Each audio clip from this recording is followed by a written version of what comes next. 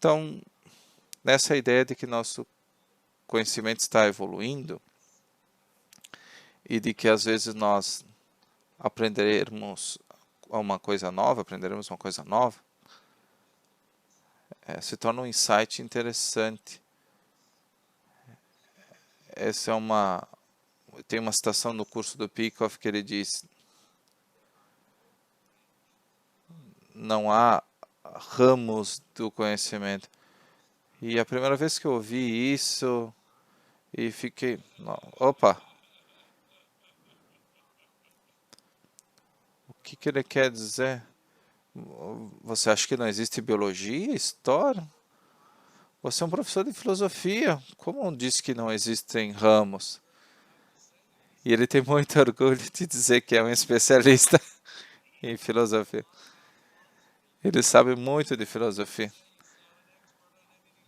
Mas ele não tem problema em dizer que não é especialista em outras coisas. Ele também diz que parece um paradoxo. Obviamente existem ramos de conhecimento. E há uma razão para tal. Mas é totalmente feito pelo homem, essas categorias. São um artefato humano. Tem a ver com a nossa forma de conhecer. Existem fatos da realidade que tornam conveniente fazer essas divisões. Mas é uma distinção criada pelo homem. Todos os fatos, metafisicamente falando, todos os fatos da realidade são simultâneos. Não é como se a realidade seja formada por partes. Não, isso é só biologia, isso é só matemática, é só filosofia, só história. Não. Tudo isso acontece simultaneamente. E tudo está vindo a mim de uma só forma. Com uma explosão de multiplicidade. E quando eu sou uma criança, gera confusão. Então o que nós fazemos é nós quebramos esse mundo complexo em muitas coisas. Então o um e o muitos, né? Em muitas unidades, né? Nós estamos encontrando unidade, porque como eu disse, existem fatos na realidade que indicam que isso seria uma boa estratégia. Mas para nossos propósitos, que nós estamos quebrando as coisas em diferentes campos de estudo.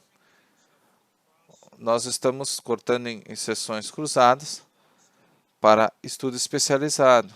Vamos estudar, por exemplo, o corpo humano. Vamos estudar o corpo humano, fisiologia. Vamos estudar a mente humana, do ponto de vista da consciência e sua operação automatizada, por exemplo, psicologia. Vamos estudar organismos vivos, e só eles, porque eles são diferentes de pedras, de árvores, e de micróbios e outras coisas. E em grandes coisas, né? São diferentes de planetas, de pedras e de poeira. Então nós dizemos biologia como uma forma de separar essa sessão para estudo especializado. Então o que nós fizemos voltando à diferenciação e integração. Nós diferenciamos toda uma classe de coisas, organismos vivos, e integramos eles de modo que possamos fazer uma integração nas coisas que eles têm em comum. Mas você pode imaginar um cientista dizendo: eu vou ignorar o que os outros cientistas estão fazendo. Ou mesmo nas humanidades. Por exemplo, historiadores disserem: eu não quero dizer o que a medicina tem a ver com a peste bubônica. Eu quero estudar o século XIII, praticamente um terço da população da Europa foi extinta, mas eu não quero saber da medicina. E nada que você me diga sobre medicina vai influenciar o que eu, como estudioso do século XIII, do século XIV, na Europa, que destruiu um terço da população, foi horrível. Não, eu vou ignorar a medicina, foram espíritos que causaram isso. Esse seria um bom historiador? Ou se eu fosse um historiador e eu ignorasse o marxismo econômico? Não, eu não quero saber nada de economia, me tira daqui, eu sou só historiador. Eu não faço economia, eu não me importo com medicina. Isso seria insano. Você não teria como conhecer a história. Mas também isso se aplica a qualquer outro campo. Nenhum campo de estudo é hermeticamente excluído dos outros. Porque nós estamos quebrando, seccionando para estudo especializado. Na realidade, tudo é simultâneo. E como nós dissemos, só existe um universo. E todas as causas estão interagindo. Um grande exemplo, sobre o meu livro sobre cristianismo, Creating Christ. Eu estou estudando as origens do cristianismo. Então, para entender as origens, eu tive que estudar todos os textos antigos. Isso é verdade. Mas o que mais eu tive que fazer? Eu tive que ver a arqueologia, a numismologia, as evidências físicas, as catacumbas cristãs. Eu tive que comparar com outras religiões, analisar a cultura filosófica da época, a economia, a política do Império Romano, o mundo judaico. Se eu deixar algum desses fatos fora, minha história será inferior. Não, eu não preciso ser médico, eu não preciso ser um economista, mas se para a minha teoria histórica ser válida, precisa ser consistente com essas coisas. Não pode haver inconsistência com qualquer outra coisa no conhecimento humano. Então, a única coisa que torna isso possível é uma estrutura conceitual, onde nós podemos integrar o nosso conhecimento num todo consistente para ter alguma contradição ao longo do caminho, é ter um problema, é admitir um erro, é ter uma lacuna, é dizer eu errei, eu preciso resolver algum problema, parece que há uma contradição em algum lugar, porque não pode haver uma contradição. Então, quando dizemos que não há um campo especializado de estudo, nós só estamos reconhecendo o fato metafísico de que a realidade não é dividida em biologia, história, psicologia, fisiologia. É assim que nós dividimos o universo para estudo especializado. Mas mesmo quando nós fizemos isso, nós temos que reconhecer a interação profunda entre as duas coisas.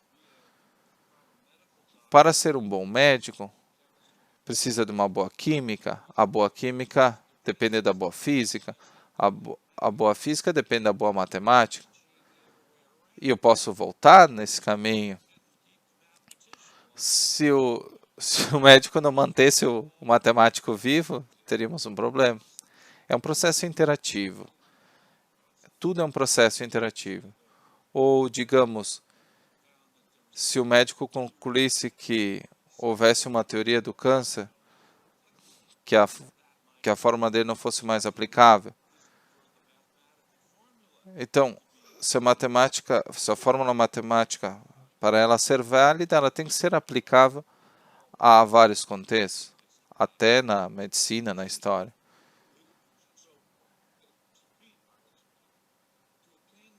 Então, para obter conhecimento, ele tem que ser um todo integrado. E apesar de haver razões factuais de dividirmos as coisas como dividimos, diferentes ciências são só uma forma humana para analisar as coisas. Então, por minha experiência na academia, eu sou formado em filosofia, nós temos que mandar esses últimos 10 minutos e mandar para alguns professores universitários, porque eu tenho a impressão de que muitos professores aplicam incorretamente essa essa essa falta, eles não têm essa relação e eles não aceitam. Não, eles têm muito orgulho, eles gostam de quebrar em partes que não são reconhecidas. Então, baseado em Hume, chegamos a um estado na filosofia ridículo, em que a filosofia não serve mais para nós pensarmos, para conhecer a realidade. Não. Eles estão perdidos no mundo deles e dadas as premissas que têm, premissas subjetivistas, céticas, premissas empiricistas, tudo que eles podem ter são diferenças específicas, né? Hume ensinou isso. Tudo o que existe são essas experiências discretas, não podemos organizar isso para entender entidades, causa e efeito. Certamente não podemos obter fatos ou valores dos fatos. Isso é só uma questão de sentimentos. Essa questão de sensações discretas e emoções toma a filosofia atual. E tomou o mundo intelectual atual. Se eu falasse,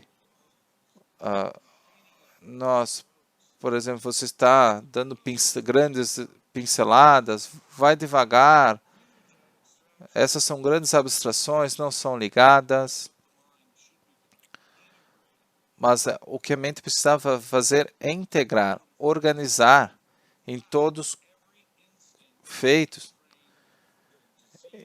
Então, todos esses filósofos têm mentes doentes, baseadas na filosofia moderna, que eles querem desintegrar. Então, eles invertem o funcionamento saudável da mente.